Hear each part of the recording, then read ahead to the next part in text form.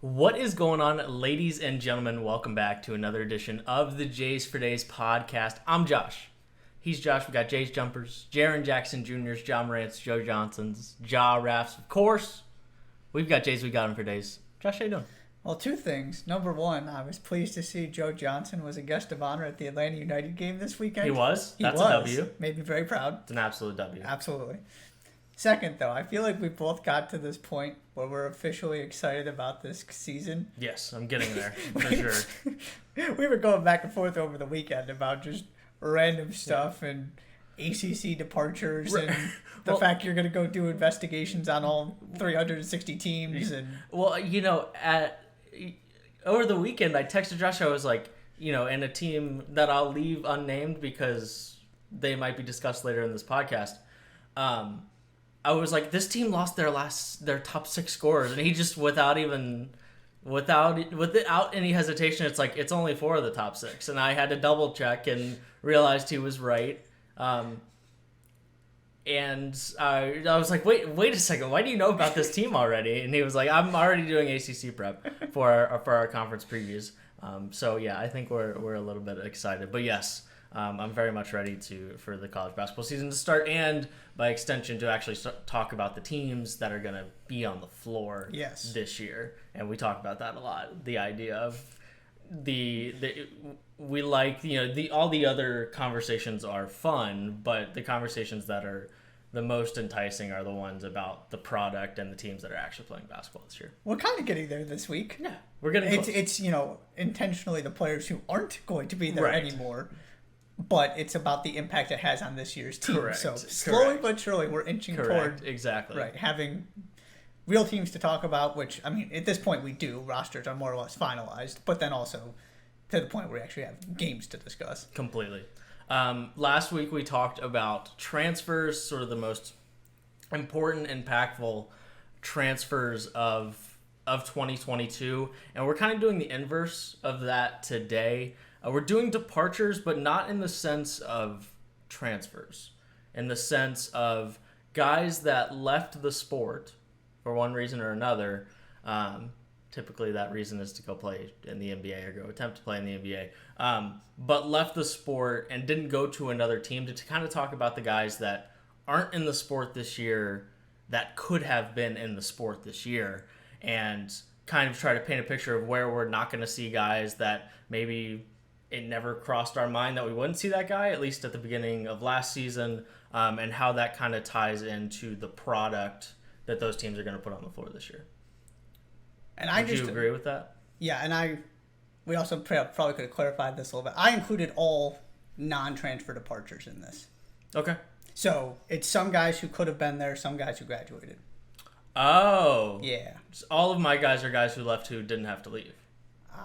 Which is fine. That's why we've created, which might be why there are 2 completely different lists here. Oh well, that's okay. Now we have 2 different lists. We have adjacent lists, but not the same list. Okay, that's fantastic though, because last week we talked about probably 11 players, when if we were exactly the same, we could have talked about 9, and we talked about maybe 11 or 12. Maybe it was a little more than that, but I still think we can, if we have 2 different lists, I think that's fantastic. And we can put them in conversation. But, so departures, whether you were forced to leave by your NCAA eligibility running out, or you decided not to leave, or you decided to leave for some other reason, those were all possibilities that could have fallen on this list. So that's what we're going to do today. We have attempted to order them from 5 to 1. I guess 1 being the biggest of the losers. Yeah. Right? Okay. We were on the same page there. Mm-hmm. But that's what we're going to do today. Departures 2022. We're going to miss you. We're going to hop right into it. Josh, who's number 5 on your list? Number 5 on my list is Michigan.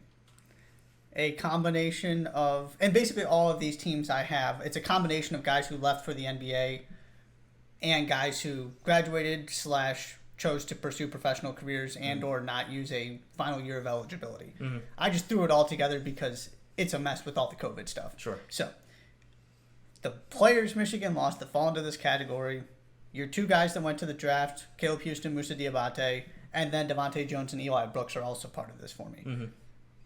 All four of those guys started at least 26 games. They all averaged at least 9 points per game. Now, the reason they're not higher on this list for me is Diabate and Houston. And Diabate was pretty good, especially when he sort of got going and got into the starting lineup. But in terms of the impact these departures have, it's not like Eli Brooks and Devontae Jones were the best players on this team. Mm. And Caleb Houston and Musa Diabate never really established themselves, Houston in particular, as big-time, impactful college players. Now, of course, they're a big deal because they were these five-star recruits. They're clearly very talented. But the actual college basketball production Michigan lost is not as great as the other teams on this list for me. Mm. So that's why I have them fifth. And I'm sure they're probably higher on yours because of those two guys who went to the draft. Mm-hmm. But that's sort of where my thought process was, is this is basically the core of your team outside of Hunter Dickinson. Mm-hmm.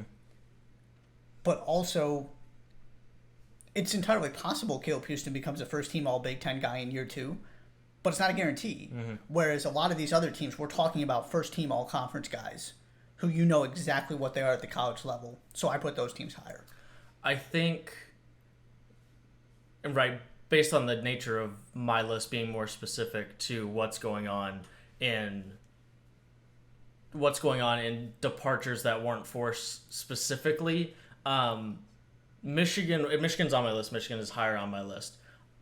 But where Michigan falls for me is we're all of a sudden in a place where the only player that's proven he's productive at the Big Ten level is Hunter Dickinson, right? We have some guys that come in, you got the Princeton guard, Jalen Llewellyn, who averaged 16 points a game last year for Princeton, averaging 16 in the Ivy League. I'm willing to, that's not an unsubstantial stat for me. So in theory, you have a guy who's coming in and has produced at the Division I level. Of course, we talked extensively about what that means about 4 transfers, whether or not that actually matters.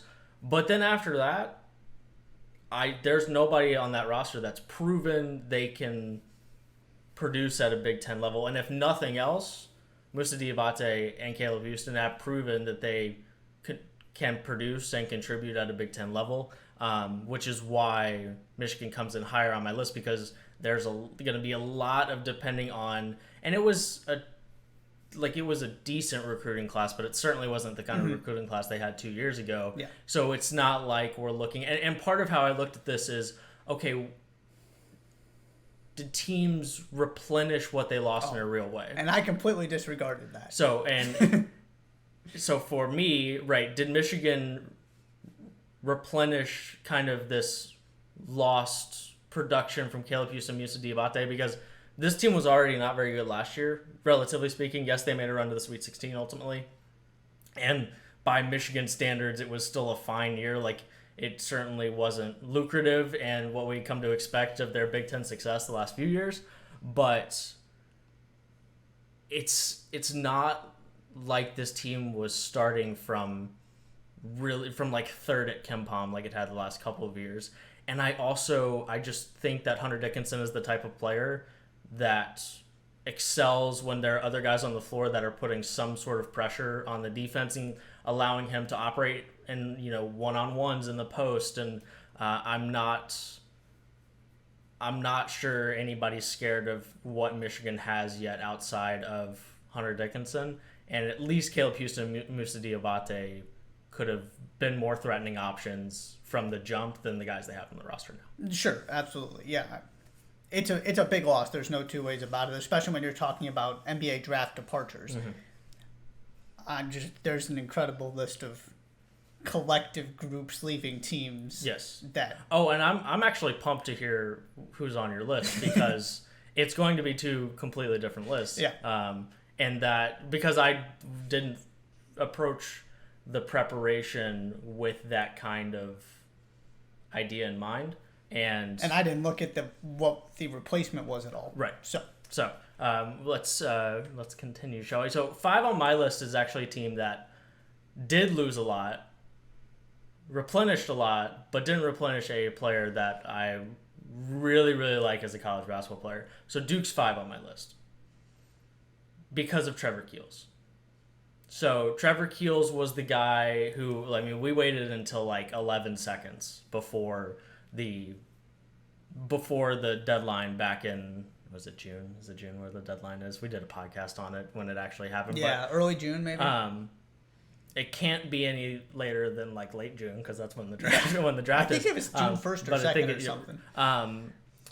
And he waited right up till the end, and I'm a big proponent of the idea of who'd you lose that you didn't think you were going to lose.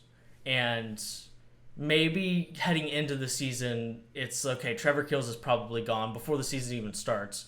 But I think we got to a point in the season, at least at times, where I thought, Trevor Keels might be coming back for year 2. And instead he doesn't. He leaves. And the only guy with any sort of productive ACC Duke experience on the roster now is Jeremy Roach. That's it. Everybody else now, it's an incredibly talented group of freshmen, but we've seen Duke bring in countless really, really impressive groups of freshmen, and at some point you get to a point where it's like, oh wow, that team's really young.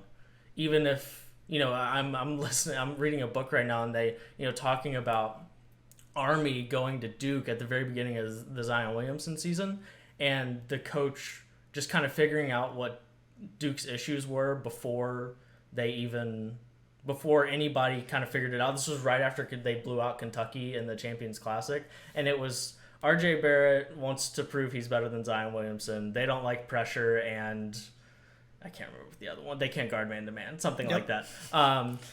And like that's exactly what happened at the end of the tournament, and you kind of felt like at some point they might run into a team that knows how to attack them.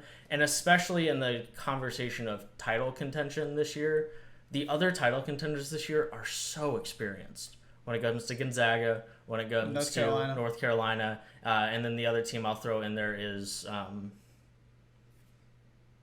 blanking. I had a third team. Oh, it's right here in front of me, Kentucky. With especially, specifically Oscar Tshiebwe, Keon Brooks is back. The other teams that are contending for national championships, like normal, are very, very experienced. And at some point, are we going to run into, and Jon Scheyer is the brand new head coach, right? Brand new with an asterisk next to it. But still, the point is still the same.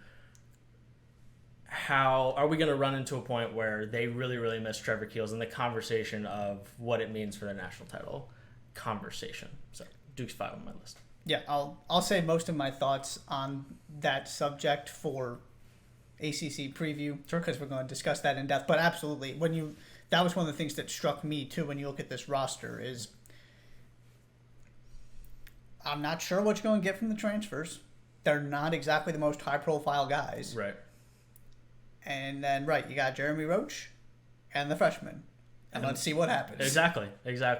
And as is proven over and over and over again, that's not something that has proven all that lucrative when depending on freshmen to that extent. Okay, number 4 on your list.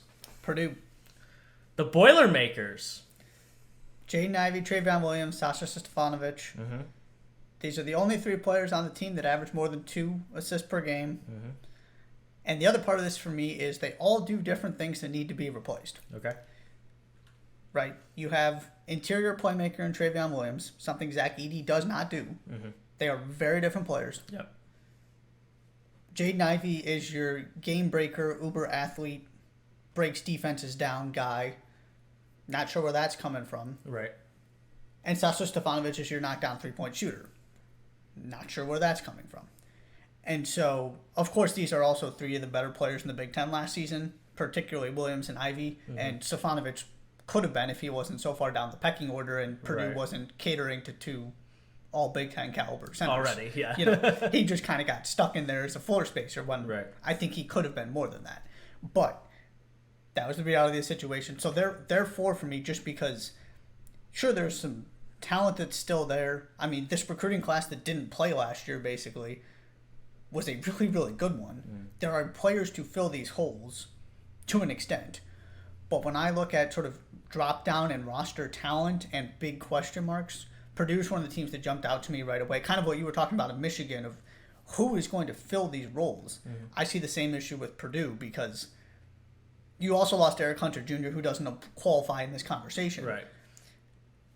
But where is the playmaking? Where is anything offensively outside of getting the ball to Zach Edey and letting him do something? Right.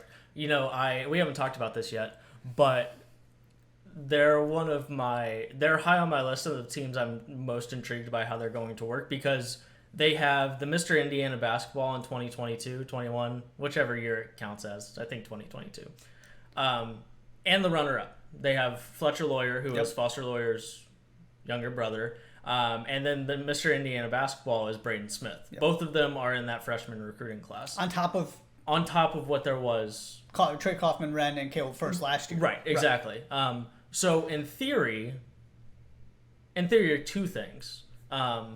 There are two guys that like to have the ball in their hands coming next year, and both of them are good shooters. I mean, we're talking about the two, I think by voting, the two best players in the state of Indiana last year, which is not an unimportant thing, regardless of how you feel about the competition that either of them played at.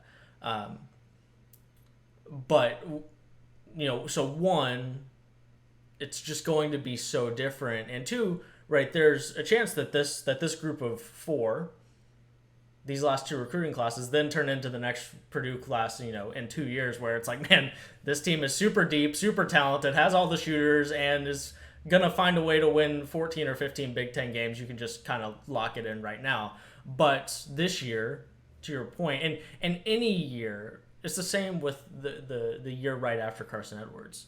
And that one was to an even bigger extent because the usage rate of Carson Edwards was just in another class of usage rate to Jaden Ivey because Carson Edwards, it was him and Ryan Klein, right? And that was about it of the team who, not to belittle anybody else on that team, but he was they did not have the same kind of depth. Right, exactly. You didn't exactly have two all Big Ten level centers that you could switch on. You could have an all Big Ten level center on the floor all 40 minutes, and they didn't have to play together. But I'm super intrigued by that, and honestly, they didn't come especially all that close to making my list.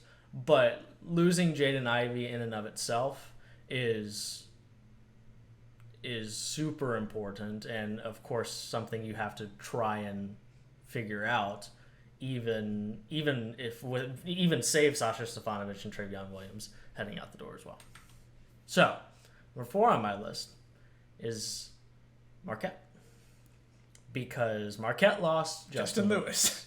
And Marquette lost, Daryl Morcell. So we can throw Daryl Morcell in there as well, because between those two guys, and Justin Lewis in particular, 16.8 points, 8 rebounds, almost 2 assists as a freshman at Marquette. And then you add what Daryl Morcell's production was, and you lose over 30 points, over 10 rebounds of production. And the most prolific returning scorer now is 7 points. I'm looking at my notes right now. I didn't finish the sentence. It was really early this morning when I did that. But last year, Lewis was 7th in the Big East in offensive rating, was already one of the best players in the conference, was going to be one of the best players in the conference this year, might have been the Big East preseason player of the year. So there's some other guys that could have something to say about that across the conference, but he certainly would have been in the conversation. And even with how good he was last year, Marquette still wasn't a top 60 KenPom offense. And we saw, especially 2 years ago, when Marquette had this really kind of interesting start to the season when they beat Ohio State. Was it Ohio State? No, it was Wisconsin. It was Wisconsin that they beat. Because that was his coming out party. Right. And there was some... I can only describe it as it was really exciting, and then as the year went on, it was like, man, Marquette it looks so hard to score sometimes. And it wasn't quite that way last year because of Justin Lewis, but we're still talking about a sub 60 KenPom offense. They were great. That was just inside the top 100 2 years ago. And there's nothing coming to that roster that suggests there's any sort of offensive creativity that is impactful at the Big East level. Now, do I still think Shaka Smart's team will be like top 3, the most unfun teams to play? It might even be more for certain this year because they're just not going to be a super talented team. But so I'm sure Shaka Smart will figure it out, and at the very least, it'll be, man, we got to play Marquette tonight. That's going to be like pulling teeth, to pull a Chris Holtman quote from playing Virginia. Going to the dentist, It's like going to the dentist. But that guy might be first on the list of. Shaka Smart got excited about that guy when he was seeing him in preseason last year, early in the season, realized he had quite a bit there. But then it became clear he, I guess, had too much, and then he's gone after 1 year. And then we can add Darryl Marcel in there, too. It was 2. Was it 2? I'm almost positive it was 2. Because he hit the game winner against Wisconsin. Oh, you're right. You're right. I apologize. But last year was the coming out party. Yes. He showed some glimpses, and then absolutely. That is an impressively bad oversight, Molinex. Wow. Okay. I apologize. But all of the things I said are still yeah, true. Absolutely. I mean, he would have been a lock to be a first-team All-Big East guy, barring something bizarre. They really could have used him. It's not like they have, the next guy coming through the pipeline the way Villanova does, for example. Right. That I almost ended up putting Marquette into consideration on my list because of those 2 guys in particular, and specifically Justin Lewis. Yeah, in terms of decisions that went the wrong way with regard to entering the NBA draft, he is, if he's not number 1, he's definitely top 3 in terms of how they're going to impact this college basketball season. It was 2 years. I apologize. Justin, I swear to you I was not intentionally discrediting your first year of college basketball. I just kind of discredit the 2020 year in general. That's fair. I hope you understand that. But either way, Justin Lewis is still, at the beginning of last season, I'm sure Shaka Smart knew what he had in Justin Lewis, but didn't think he wasn't going to have Justin Lewis on his team the next year, at least in the context of that guy's going to go to the NBA draft. So Marquette's 4 on my list. Who's 3rd on yours? Ohio State. Okay, this was a team that entered that was in my final roster cuts as well. Can I read you the list of players who are leaving this team? Please do. E.J. Liddell, Malachi Branham, Jamari Wheeler, Kyle Young, Cedric Russell, and you can't forget Joey Brunk. You cannot forget Joey Brunk. That is 4 of your 5 leading scorers and all of your playmaking. Yep. And so the sheer volume that they have to replace put them ahead of Purdue for me. Yep. As we talked about with Isaac likely transferring in, your guards are just gone. Mm-hmm. And, by the way, the other one that was on the roster who doesn't apply to this conversation is also no longer in your team, Amici Johnson. Mm-hmm. So Chris Holtman is starting from scratch in terms of how he's building his offense because it was built around E.J. Liddell. And Malachi Branham was the guy who, by the end of the season, was that consistent second option. It quickly also it got to the point where it included Malachi Branham as well. It went to, he was a potential one and done. I see why, therefore he is a one and done. Right. It went exactly as you would expect. He showed up and played well, so he went to the NBA. And so that's really all it is for me. It's just marveling at the amount of pieces that fit into this particular category that Ohio State is now having to replace. And again, I didn't pay any attention to who is coming in. I focused exclusively on what you are losing. Right. Otherwise, this would have been a different conversation. Because, you lose all these guys, that gives you the ability to bring players in. And I really like what they did in the transfer portal. Right. But you lost E.J. Liddell and your playmaking, therefore you make the list. Yes. No, that is... when you're reading about Ohio State coming into 2022-23 and the impactful returners, with all due respect to the following 2 names, are Zed Key and Justice Suing, you probably are going to end up on this list. And either way, and they were one of the teams I was considering for 5. Because I was considered, the Isaac Likely's of the world, their recruiting class is pretty good. So that's why they ultimately didn't end up making the list. But either way, E.J. Liddell, there's probably 4 more impactful players to their team specifically last year than E.J. Liddell. And he was so good defensively, and that gets overlooked really quickly. Yeah. And then with Malachi Branham, that's also a guy on your list of, man, I really thought I was going to have that guy for at least 2 years. at least, that was. I remember the conversation middle of this season being, we all kind of realized that Malachi Branham, if the rest of the season went really well, might leave for the NBA, and that wasn't really.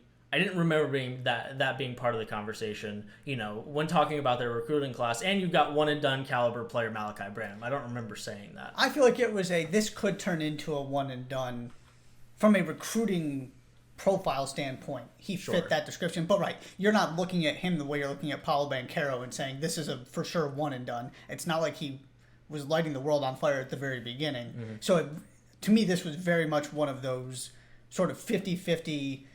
There's justification for going. Mm-hmm. He's going to make it in the NBA in terms of actually getting the opportunity and the guaranteed money and things like that. Mm-hmm. But, right, he's not going to be a lottery pick or anything like that. So there's certainly justification for also wanting to... Because I think if he comes back, he's probably a lottery pick. Yeah, probably. So it was one of those... You can't really go wrong, quote unquote. Mm-hmm. But, right, Chris Holtmann didn't go into last season planning for a future without Malachi Branham the way Duke did Paolo Banchero. Right, exactly.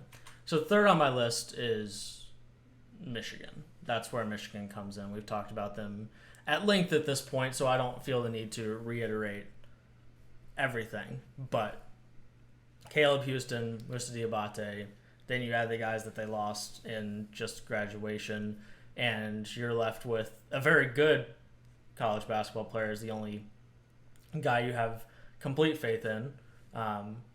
But when that guy is a 7-footer who needs a good point guard to be effective in the pick and roll, that needs space and guys that require attention around him at least a little bit, so that we're not just doubling Hunter Dickinson every time he touches the ball. Those things are important for optimizing Michigan as a team. But they're third, so we already hashed that out plenty. So I will not rehash that out completely. So top two. Second on my list, it couldn't be more specific to my list in particular. It wouldn't be anywhere in the vicinity if, I'm sure you didn't even think about this team for a single second. I'm almost positive. I feel my number two is the exact same. Okay, so who's second on your list? Providence. Yeah, okay. Yeah. Not for a single second. Can I read you this list and the numbers they put up? Please do. I was tempted to make them number one. Okay. Nate Watson, Al Durham, Noah Herkler, AJ Reeves, Justin Minaya. Okay. That is 53 points, 25 rebounds, and 9 assists a game. Man. Now, right, part of this was the whole COVID extra year. Then you throw the transfer portal in there, so it's just this weird conglomeration where they all either chose not to go to a fifth season or ran out of their eligibility at the same time. All of them had at least 25 starts last season. You can argue that they potentially were probably not the 5 most important players, but 5 of the 6. Mm-hmm. You throw Jared Bynum in there? Sure. I'll allow it. But in particular, right, Nate Watson is just an excellent college basketball player who's a all Big East first team caliber center and has been for the past couple seasons. Mm-hmm. Don't really need to go over his credentials. Then you've got the role pieces. But the other part of this for me is Justin Minaya. Mm-hmm. He was the best defender in the Big East last season. This was arguably the best team in the Big East last season. And there's certainly a lot of people in Providence that will go to bat for that. Yeah. And for a long time, the record backs that up too. You can have your disagreements about what it actually all means and who the best team was last season. The point being, and again, they have retooled. Again, I love what they have done in the transfer portal. I'm excited to see what this team can do this year. Mm-hmm. But that doesn't matter to me as part of this conversation. Right. This was almost your entire core for a team that is one of the best in program history. Mm-hmm. And they're all gone. Yep. And it wasn't a transfer portal demise. It was, right, you got some transfers in there. 3. Nate Watson, it feels like, had just been there forever because he had. AJ Reeves, same thing.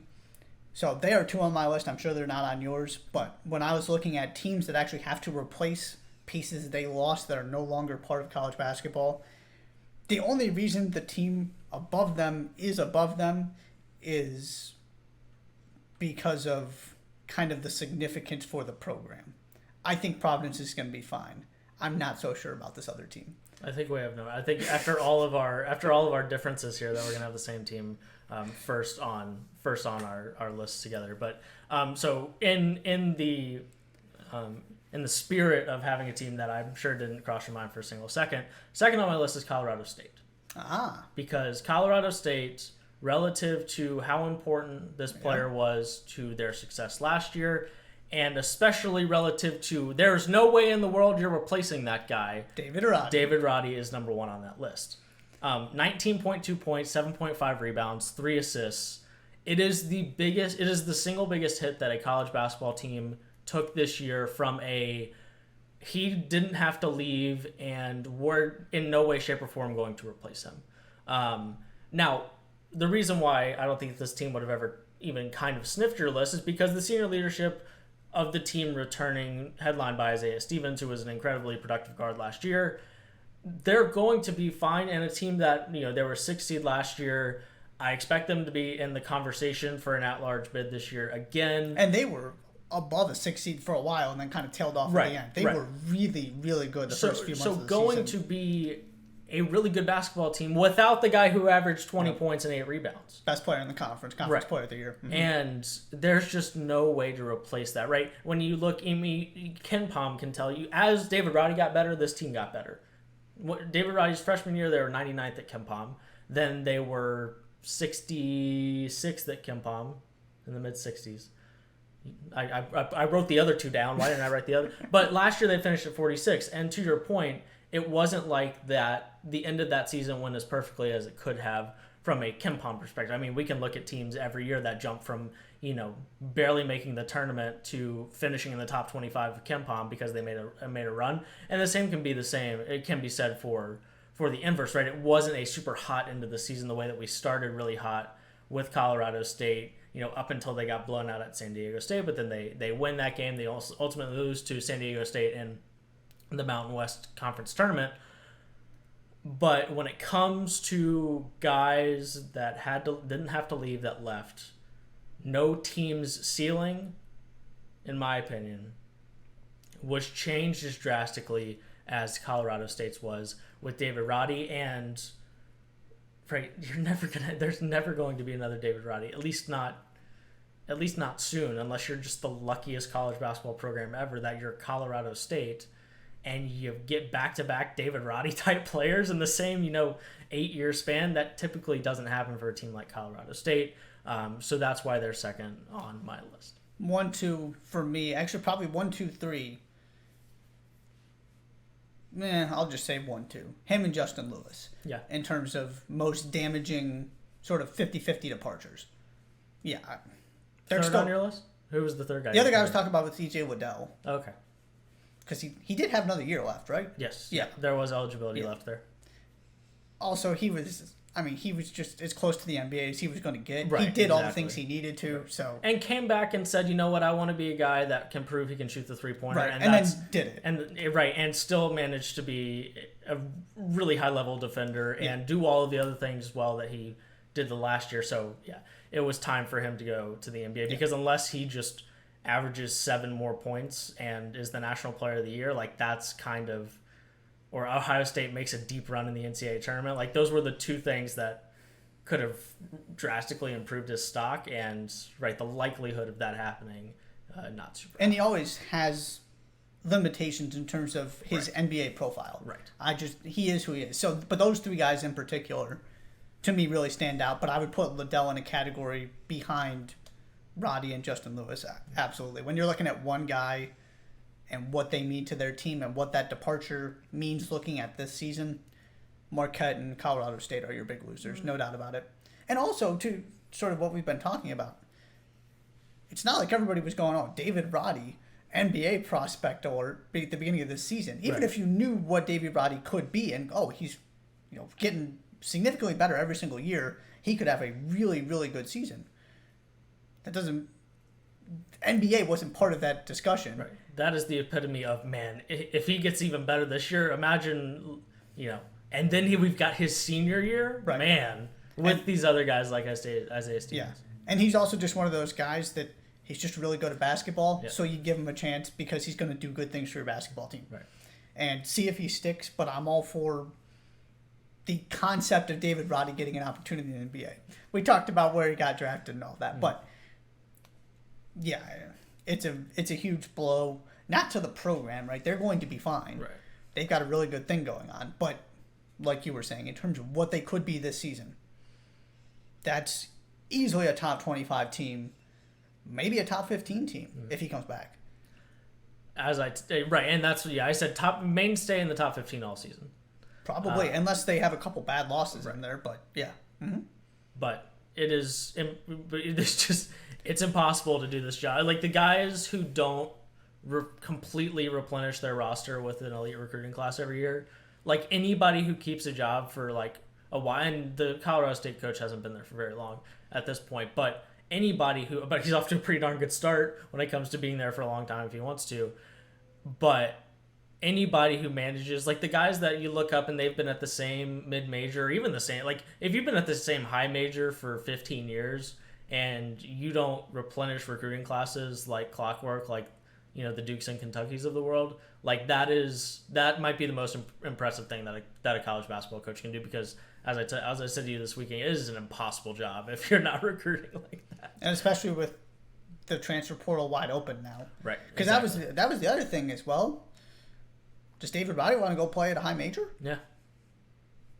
Yeah. I like to think he would have stayed at Colorado State if he came back. I think he probably would have. I like to think, But whether that's true or not. I don't know. Naturally, that's just part of the conversation now, right? Right. Because not only do you have to convince them that it's better and the money helps with this, Right. but the idea of you're better off here than going to the NBA, and don't go play for insert perennial contender here, who is happy to take you now that you've proven yourself at the college level and aren't, your 3-star recruit or whatever it might have been. Right. It's a very difficult, and this is we don't need to get into the whole debate, but this is my biggest frustration with the way transfers work in this current situation is the people who are the biggest losers, who pay the biggest price, are the coaches who identify and develop the players who aren't highly recruited, who then take that, and rightfully so, and use that to then get themselves somewhere else, and their coach is then left without this player that you have developed and you took when, we'll just say, Kansas or North Carolina or whoever didn't want them, And so now all of a sudden they do, because look at how good they became, and you're just sort of left. So yes, very, very difficult job to figure out how to retool on the fly all the time. Number 1 on your list? Wake Forest? That's correct answer. This is the perfect marriage of the two lists. Yeah. Let's start with the ACC Player of the Year. Okay. That seems like a pretty good place to start. Real quick before you dive into it, it's the coolest thing ever that the ACC Player of the Year the last 2 years have come from Georgia Tech and Wake Forest. Mm-hmm. So shouts to Georgia Tech and Wake Forest. And shouts to the seasons those two teams had when they had ACC Player of the Year caliber players on their team. But that's just the coolest. Prior to that, it was Trey Jones, Zion Williamson, and Justin Jackson? Justin Jackson was the year before. There were 3 straight Duke guys. Oh, okay. I don't remember who the third Duke guy was. I'm going to look it up. But the point being that typically this is but then like before that, we're talking like your Malcolm Brogdons, your Justin Jacksons, it's like Duke, UNC, or UVA for like 8 of 10 years or something. But the last 2 years, it's been completely opposite. Anyways, continue. So you start with Alondis Williams, and then you got Jake LaRavia, and Dallas Walton, and Isaiah Mucius, and Kadeem Sy.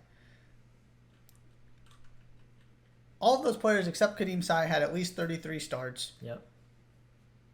And this is Wake Forest's best team in over a decade. And like you said when we were texting this weekend, they still didn't even make the NCAA tournament. Right.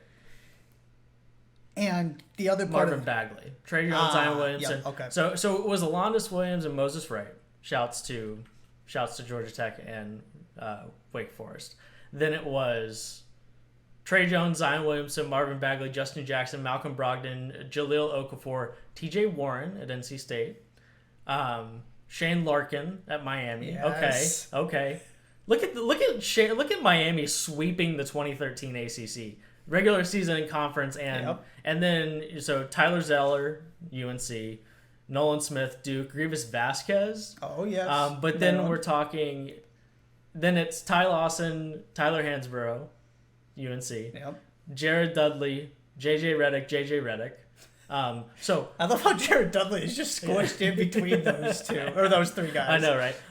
But all of this to say that it's cool that those two guys won the bag. And shouts to Boston. Shouts to Jared Dudley. Shouts to Jared Dudley at Boston College. 19-8-3 that year with almost 2 steals. Anyways, okay. Please continue with the basketball team that lost a lot of things for this year and not Boston College from a decade and a half ago. The other part of this for me is nobody had a 1-2 punch they lost like this, which is the other sort of reason I gave them the tiebreaker over Providence. Yeah. You're never going to replace it. You have to completely change. It's not like you stumbled into a guy in Alondas Williams that was a transfer that nobody was all that excited about, and he wanted to play at the ACC level. And then Jake LaRavia, who went from, like, talk about a guy that nobody was talking about being an NBA draft pick, all the way to, like, the Grizzlies in very Grizzlies fashion, traded up to draft Jake LaRavia. Yep. Which for what it's worth, by the way, the Grizzlies doing that, they've completely earned that right after trading up to get Desmond Bane and go Grizzlies. But when it comes to and this was the team that it was like, man, this job is impossible if you just don't if you don't replenish every year, because you go from 25-11 is what Wake Forest went last year. I knew they were good. I knew they were better. And I was stunned that they won 25 games last year. And now it's just like, where do you go from here? I mean, like, Steve Force is like, man, like, I turned this train wreck that Danny Manning had turned this program into. No offense to Danny, nothing specific that Danny Manning did. It just, his tenure at Wake Forest was not exactly lucrative. And Steve Forbes pretty quickly turned it into a team that I was stunned won so many games. And now it's, we're looking at a guy who, in Monsanto? Yes. Who only played 17 games last year after he was supposed to be out for the entire season, then came back at the basically halfway point of the season. But, I mean, we're talking about just not... And Davion Williamson. And Davion Williamson. But other than that, I mean, we're talking about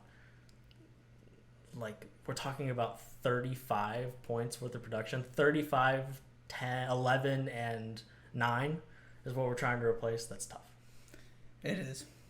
I'll save more thoughts on their roster this season for ACC season preview, but they very, very quickly went on to my list of... And they didn't make the NCAA tournament. Nope. Now, they were on the right side of the bubble basically all season. It's a very interesting conversation of what this team would have been in a quote-unquote regular ACC that wasn't so bad. Right. And that was the unfortunate reality, is that it was a combination of... this was one of the years that you had the roster to make the tournament, but you really got... and it, depending on when you played UNC last year, right, 2, and if you only played Duke once, 1.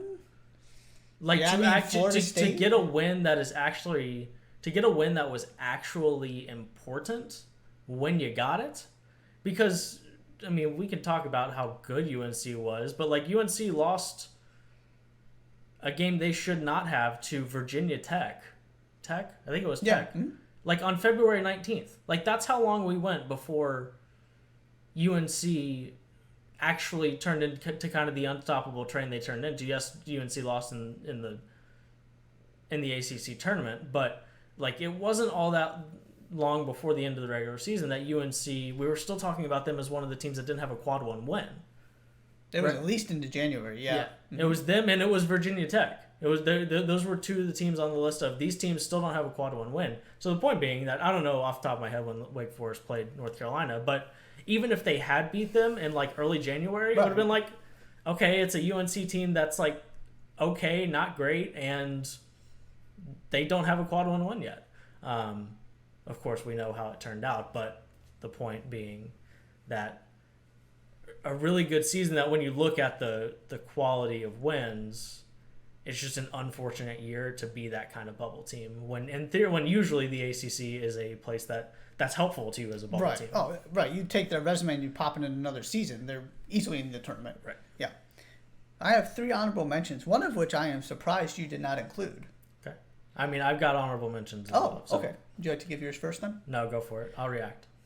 My first one is Nova. Okay. Now, this would not have met your criteria. It's Colin Gillespie and Jermaine Samuels. That's just an awful lot of elite talent. Yep.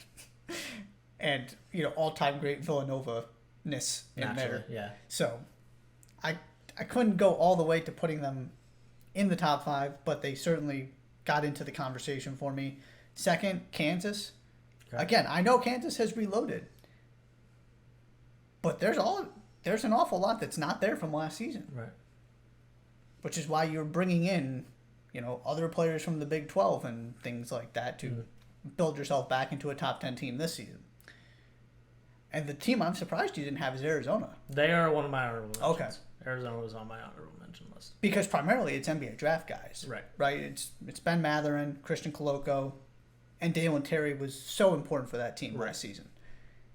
And so they're another one you look and, yeah, there are some pieces coming back. And maybe there's more coming back than I initially give them credit for. But, I mean, that might have been your best 3 players last season. Certainly up there. And all draft guys. So yeah, okay. You can elaborate on how they ended up on your honorable mention, but they were another team that, if you're looking at the whole thing, maybe it doesn't look so bad. But if you're just looking at departures, they got hit really hard. Yeah, in hindsight, they probably should have ended up on my list somewhere. I kept them just out just because when you do look at what they brought back, and then they got a Big 12. A highly productive Big 12 guard and Courtney Ramey joining their team. You still have Tuzelis. Right. And you're right. Your backcourt's Kirk Courtney. is back. Sorry, Kirk, right. You put him with Courtney Ramey. That's still a very good backcourt. So, yeah, there are definitely pieces returning. So that's maybe they should end up on my list, but they're just outside. Arkansas is on the list specifically because of Jalen Williams, but with how much they brought, with all of the new players they have, they're doing okay. They're doing okay. It just they could have been really. I mean, they're still going to be a top 5 preseason team. And then the last one on my list was Ohio State, specifically because of Malachi Branham and EJ Liddell. I mean, of course, EJ Liddell had eligibility left as well, but Malachi Branham because I still will hold on to if you asked Chris Holtman if he thought he was going to have Malachi Branham in 2022-23, he would have said yes up until it was clear that he wasn't going to have him. So those were the 3. Kind of the other teams that I thought about was Auburn with Walker Kessler and Jabari Smith. Baylor with Jeremy Sohan and Kendall Brown. Those were the main ones. Alabama, I considered briefly with J.D. Davison and Keon Ellis, but those were kind of further off into the distance. Walker Kessler and Jabari Smith, I just kind of felt were too basic, to be honest with you. It would be like putting Duke on the list just because of Paolo Banchero. So I tried to stray away from that. I mean, but you got to give some points to Walker Kessler, right? Nobody was looking at him as always going to go to Auburn and be he was a first rounder, right? Yeah, 22nd or so to the Bucks. Yeah. Nobody was looking at that. Right. But Jabari Smith, that would. Right. That almost defeats the purpose. Right. They lost the best front court in the country. Yeah. And that one's tough. But Auburn in a situation to replenish some with the guys that they're bringing back. But yes, that's my list, adjacent to yours. That worked out pretty well. I did. It did. I like, and the whole point of this is to try and paint a picture of the summer that was the 4 months in between the buzzer sounding at the Final Four and the beginning of the next season, right? The whole point, trying to put the context of how did this summer, right? Summer rewind. How did this summer impact what's going to happen next year, right? As this kind of transition period between talking about exclusively what happened last year and what's going to happen next year. All of these conversations trying to kind of build a bridge between the two. So as far as I'm concerned, us getting to talk about 9 different teams, 8 different teams, when I'm sitting here listening to you talk about why the teams that were on your list, and I'm like, yep, that's probably pretty close to how I would have thought about it. So we painted a more complete picture, and that is ultimately the whole point of the summer. Summer rewind. This is all an experiment to just kind of see how many different ways we can approach this to give valuable insight and talk about the upcoming season without getting into our season previews in August. Right. Because that just doesn't make a lot of sense. Right. Next on the list is it the one the one we're all the most excited about? Yes. Okay. Next week is our excuse to look at KenPom for way too long and find the fun facts and rankings and statistics that no healthy, sane person would ever find. But we're gonna do our best to come up with some of the more intriguing, shocking, did I read that right stats from last year in the context of KenPom and trying to create little tidbits that we just either that don't compute or don't remember. My favorite is when I see I was like, I thought that team was good offensively last year, and they're like 97th at KenPom offensively as a Power 5 team, which is just really, really not good. But that's next week.